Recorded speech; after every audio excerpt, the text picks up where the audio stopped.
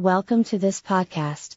Hi guys, and welcome back to the Cast with Name podcast. Thank you so much for coming back and gracing, my show. Today's episode, we're going to be speaking on a very exciting topic, which is igniting the entrepreneurship spirit, unleashing your potential and embracing the path of innovation after graduation. So we have a lot of people that are just graduating, recent graduates, fresh graduates, young people that want to go into entrepreneurship.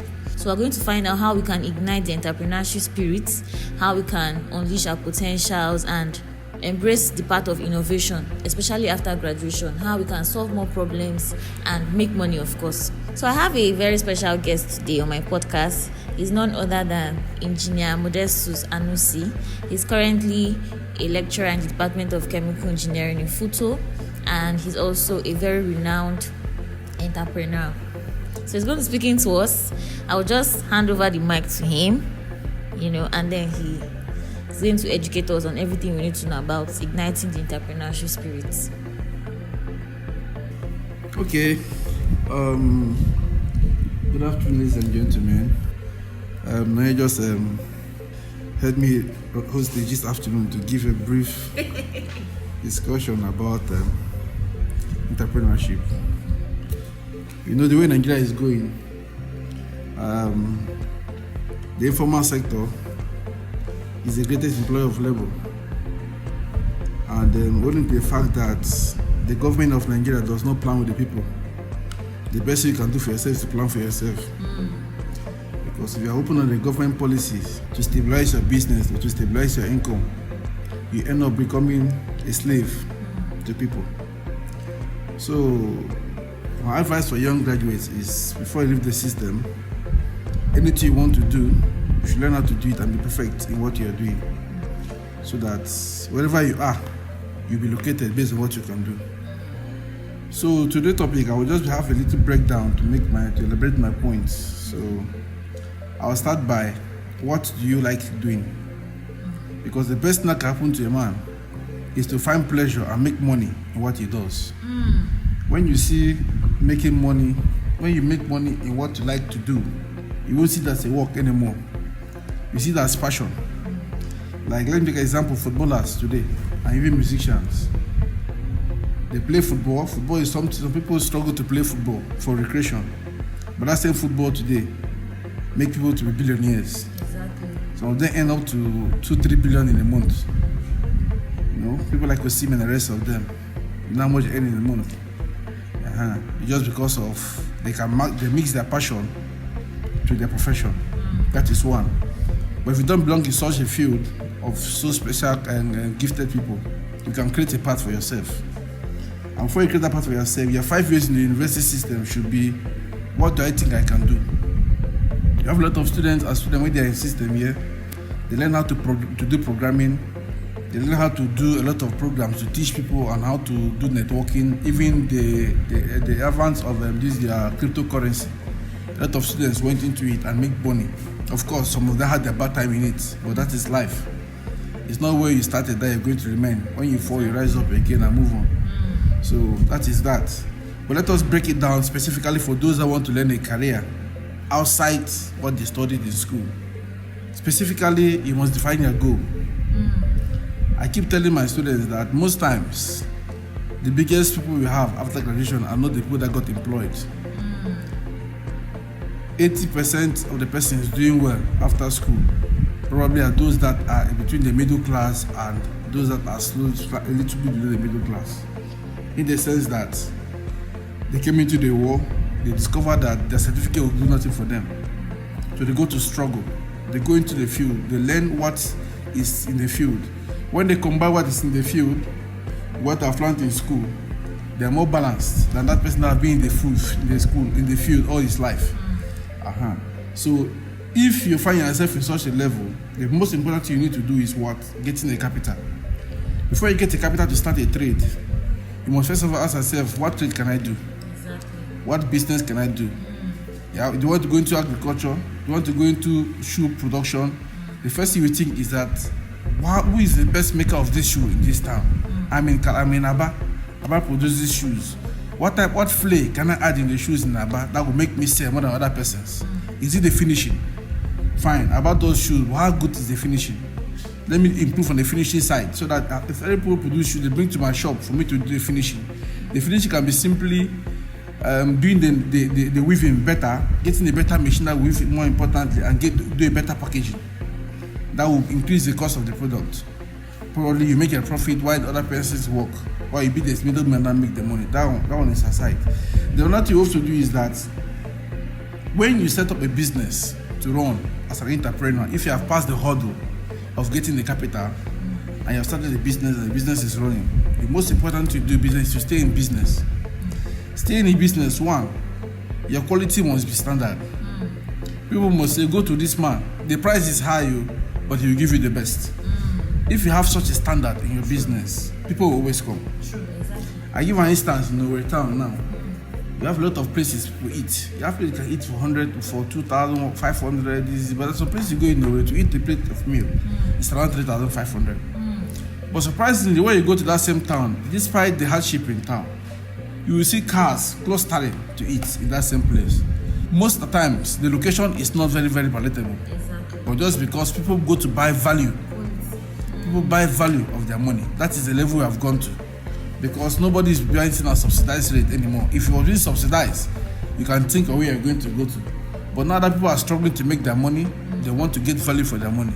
So you must provide value, consistent value. Let me take it to the bigger board. Let's compare between Coca-Cola and other brands. We had Pepsi, we have had cola, we have very love product. But if you are drinking cola drink without drinking Coke, it's as if you have not taken anything. Does not mean that other brands are not also good. But Coca-Cola have made a name for himself and they have stood the period of time and they are still marketing themselves because that's their standard, remain their standard.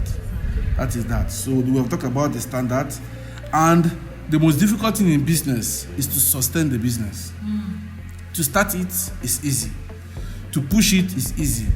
But to maintain an equilibrium is very difficult in business because of challenging times. For instance, now let us use a current somebody doing production now that has been using generator to run his business, and fuel rose from 300 to 615 naira. That is half of your income will be spent on fueling alone. How do you come out of it? As an entrepreneur, you have to think a way out of it immediately. If it is to reduce the amount of drinks you chill, if it is to reduce the amount of purchase you do, if it is to downsize your staff, if it is to look for it, if you're using truck to supply, if you have to reduce it to keke buses that is going to carry a decent amount of product at a lesser rate, you must think how to remain in the business and run it effectively without affecting the consumer's utility. That is satisfaction you get from consuming your products. That is that. So you must also consider that in business too. And then one other thing, when your business have grown to a particular level as an entrepreneur, you should not make your money to work for you. How will your money work for you? There are some challenges you got as a young man when you're building your business.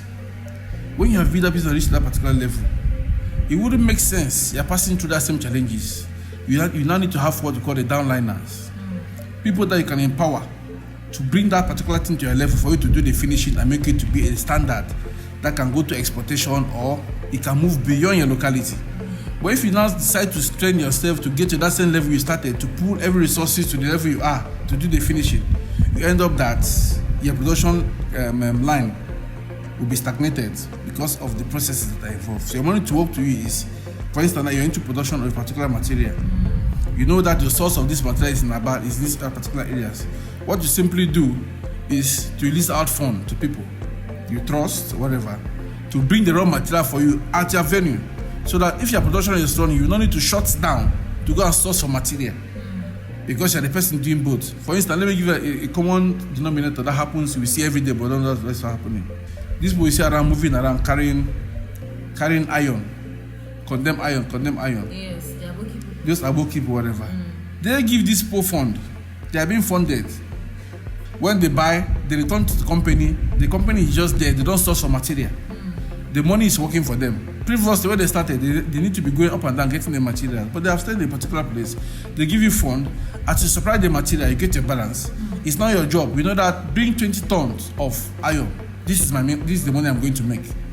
You are very sure that you will not have shortage of raw material.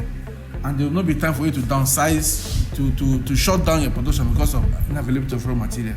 That's what I mean by making your money to work for you. If you get to that particular level, there is no way you can go below where you are, despite whatever comes. The other thing you need to get for your business is feedback. You must have your feedback in your business. At times, you might not know that one or two things have affected your quality. So, but if you have a channel of having feedback of what to push into the market, and you have a way to make amends in the feedback, definitely your business is going to start instead of time. Because definitely, as you are doing businesses, other persons are copying your brand.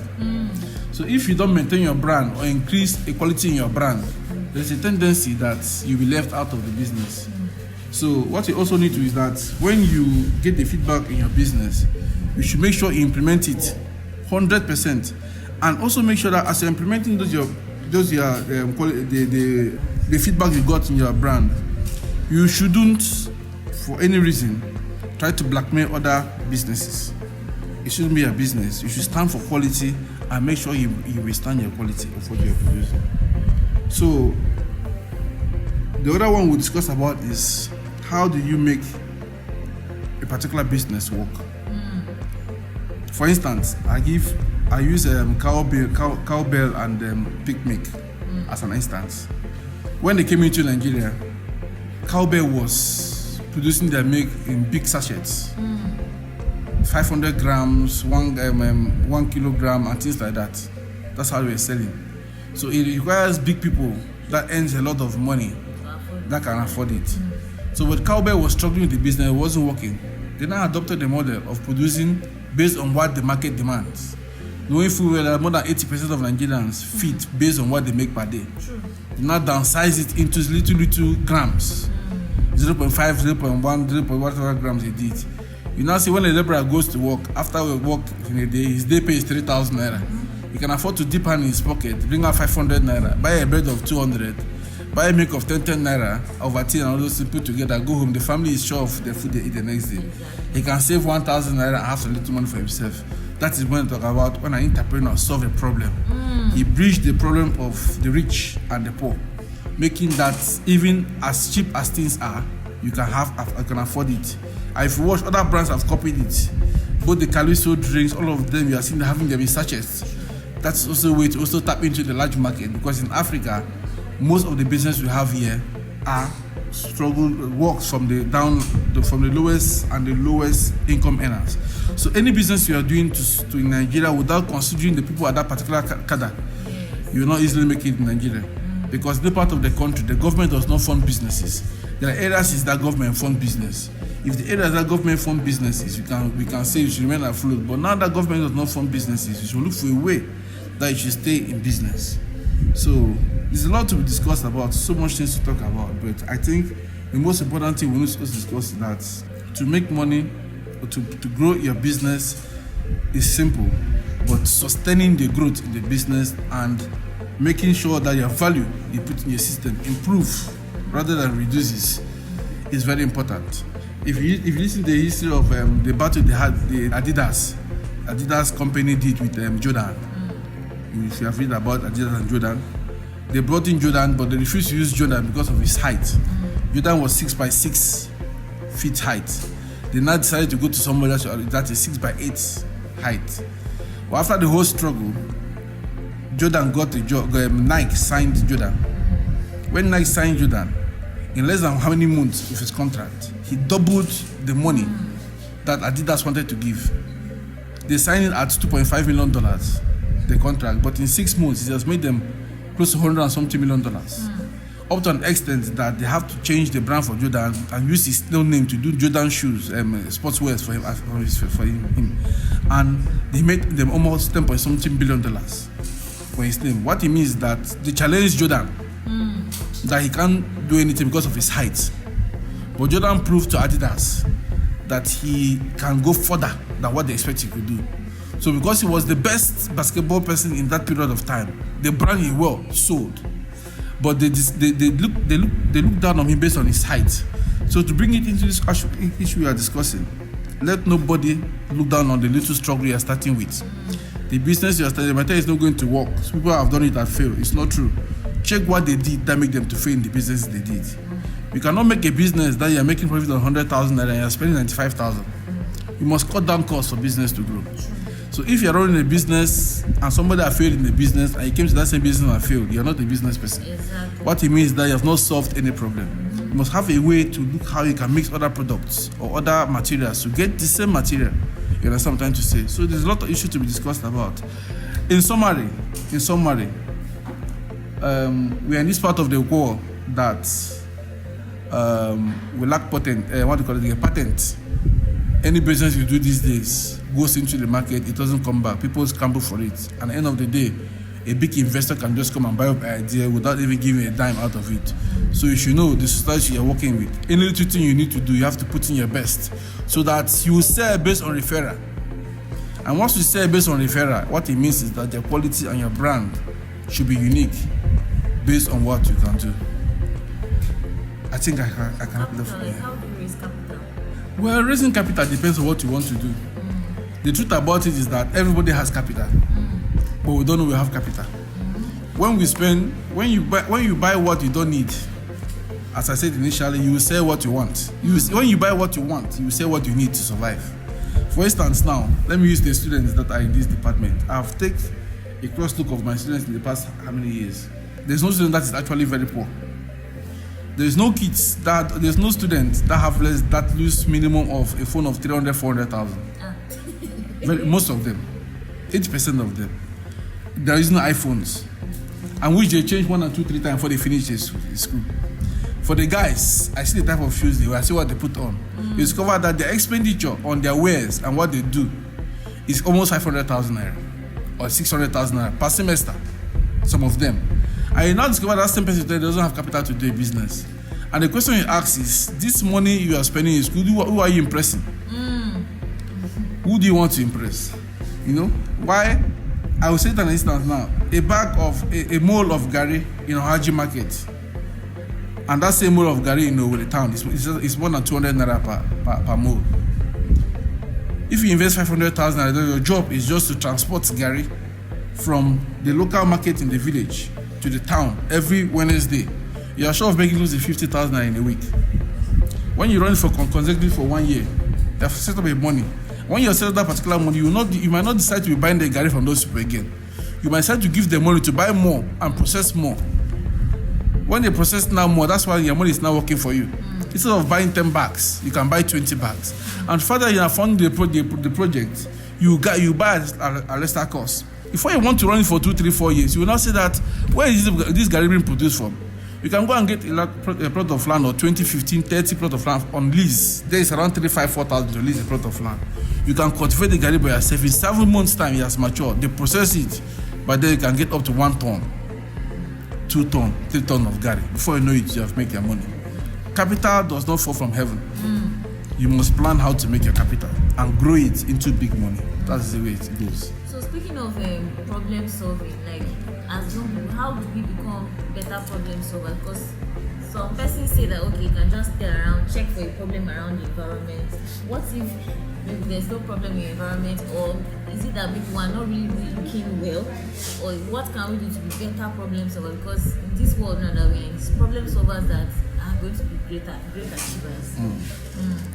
Well, there is problem everywhere. It all depends on where you want to solve the problem. If you mention a locality, there's always a problem there to be solved. Let us use the environment we are. There are bigger problems to be solved here that are not being solved. If you go to the university environment, what you check is what is most valuable here. The papers are wasting. The tissue nylons are wasting. To set up a tissue mill, plastic are wasting. To set up a tissue milling paper industry doesn't cost that much. To convert these wasted papers to tissue, you'll be here, people come from Aba, people come from Onitsha to come and buy wasted materials. What they simply use it to do is to produce tissue paper we buy in the markets. And if Futo as a community decides that every tissue paper that should be used in this vicinity should be produced in Futo, you know how many million they are going to make in a year? If Futo decide that every bottled water you drink in this particular environment must come from Futo water, you know how much you're going to make. But the problem is just that government are bad business people. So, but if you want to take it to an individual that wants to grow his business, let us go out of Fute environment. Let us go to Uri at an instance. Uri is a place that's mostly what strive mostly in Uri is activities, enjoyment, life, this, that, yeah. But if you come and see, that's in Uri. The rates at which those things goes for Uri are very, very high. True. To compare on that same issue, you're going that same food you eat in Uri at 4,000 naira, you eat that same food, even not better quality in Onitsha or Enugu at a cheaper rate. So what will you do as an entrepreneur to drop down that high cost of feeding and give the same quality to the Same value to the people? You now think that particular area. If you can close that gap, and I will tell you the gap is just because people don't have the ability of producing from production to distribution level. If you can break the chain and cover production, distribution, and down to the consumers, you discover that the cost of getting your product is going to be very cheap. And once you have your product at a cheaper rate, definitely you're going to sell at a better rate. That's that. Okay, so any last words for my listeners. I've listened to one of your talks, and you made an instance with the eagle story. So do you mind sharing the eagle story, and then maybe any other last words for any listener that will be listening to this podcast? Well, I mentioned about the eagle. I said the eagle is a bird I use the eagle and the raven. There's a bird called raven that perch on the eagle. So when the bird perches on the eagle's back, the eagle doesn't struggle to remove the raven. It flies at very high altitudes. And the higher you go, oxygen ceases. So when the eagle flies to a very particular altitude, you discover that the raven will just fall off dead because it can't breathe anymore. So what I'm trying to say is that when you are struggling, people will complain, people will laugh at you. When you start succeeding, those same person will turn back. So assume yourself to be the eagle. That when you set your goal, attach everything you have to that particular goal. Make your corrections, but stick on your goal. It can take you 10, 20, 40, whatever years to get that particular goal, but kick on it. Those people making the noise, consider it to be a raven. They will all fall off one day. And when the benefits start coming, they all come to the back to clap for you and say that this person have done well. Then the eagle also is another bird that it doesn't eat what it doesn't kill, based on its tenacity. That's why you see the eagle, when it gets old, it goes to the mountain to stay. It breaks his fingers, then the claws and the beak. It stays there for a period of time. When the fresh one grows, it comes back to hunt. That is called prestige and integrity. You shouldn't go below your standard because you want to move forward. Maintain your goal, stand by it, so that people can always reference you based on what you can do. Thank you. Thank you so much. Thanks so much, Mr. Modestus. I really appreciate your time on my podcast. Bye.